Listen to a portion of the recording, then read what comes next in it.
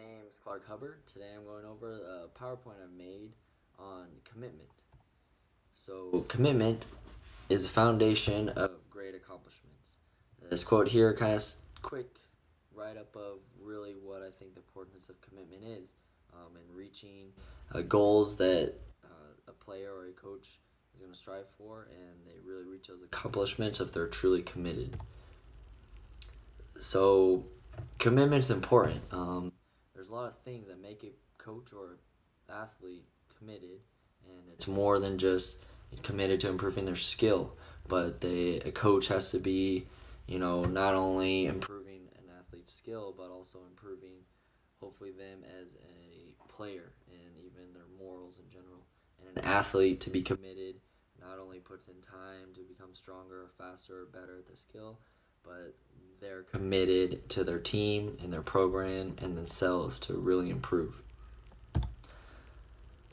So, commitment is a promise you make to yourself, and that's my personal definition of what commitment is, based on just personal experiences and some of the texts we've read and the discussions we've had. It's a simple thing, but it's a promise that you make to yourself is what makes a commitment. So, the Muhammad Ali quote here, it's a lack of faith that makes people afraid of meeting challenges, and I believe in myself. So I think believing in yourself and staying committed to what you believe in is the essence of what it is to be committed. So I think that complemented kind of my personal belief of what the definition of commitment is. So an example here, for a committed coach, an average coach with average commitment puts in the time of practice in games and puts in the time developing player skill, but usually that's about it. So not just committed to building skills is a good asset of a committed coach, but also committed to improving the program and the players themselves. So maybe building better morals of those players is still what the coach is trying to do, and that's a truly committed coach, one that is gonna benefit their players by becoming a more better rounded human being. So a coach that's committed is going to have higher expectations of his players, not just on the court, but the type of character that his players become. So a player example of what it means to be committed as a player, again, is not just the skills that they're trying to improve, but a true player, is committed to their team and bettering their team, so that they themselves are going to be a part of a winning team or a quality team and program. So a truly committed player is intrinsically motivated. There's a desire inside of them that makes them committed to their team. They don't get distracted by any other things. Practice time's priority, and being with the team is priority, and meeting the needs of the coach is a priority of a truly committed player. A direct quote here from the text is, the process of becoming a good teammate is a decision based on an attitude. It signifies a step from independence to interdependence. The athlete intentionally puts the needs of the team ahead of himself. So I think it sums it up perfectly, that to show a truly committed player for a team is not only, out to improve his skills, but also to improve the skills of his players and the relationship he has with his players even. I had a video here, short clip from YouTube. It's a good clip. I'm not going to go playing through it. It's basically a good motivational type video, but there's a good line in it of motivation, and there's always a point in a player's career, a coach's career, where times get tough, and there can be an escape route or an easy way out, and a truly committed player to reach their goals is not going to take that escape route out, not going to take the easy way out. So the video kind of plays off that type of mindset. So you can watch that on your own time. With that, the easy way out is because sometimes commitment is hard. It ends up being a personal choice.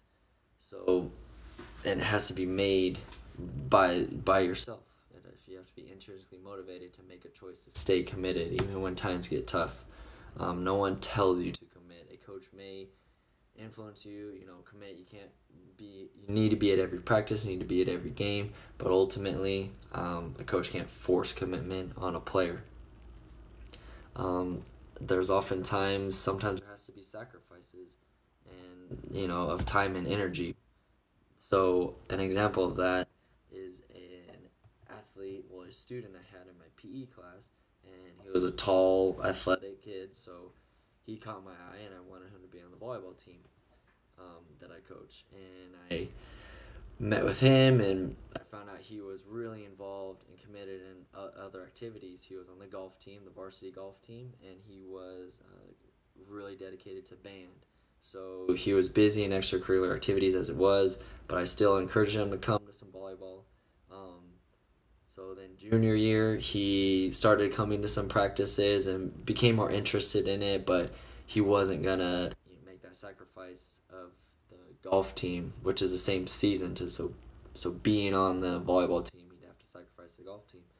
And I totally understood, but I always, told him he was there and he was always welcome to come to practices to see if he eventually, grew a passion for volleyball. So senior year, he made that sacrifice, and it was a hard decision for him, but he had enough of golf maybe, and I was very supportive of him coming over to volleyball, and he played on the volleyball team, and he had a great year, and is a huge asset to the volleyball team. But it was a hard commitment that a young student athlete had to make, and sacrificing quitting another sport, a varsity sport. So times get tough, but I have the quote here from Michael Jordan saying, "I've missed more than 9,000 shots in my career. I've lost almost 300 games.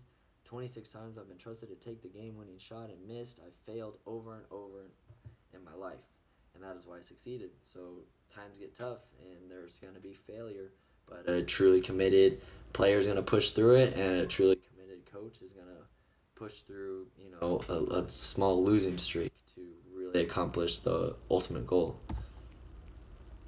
So another important aspect is going to be commitment in relationships.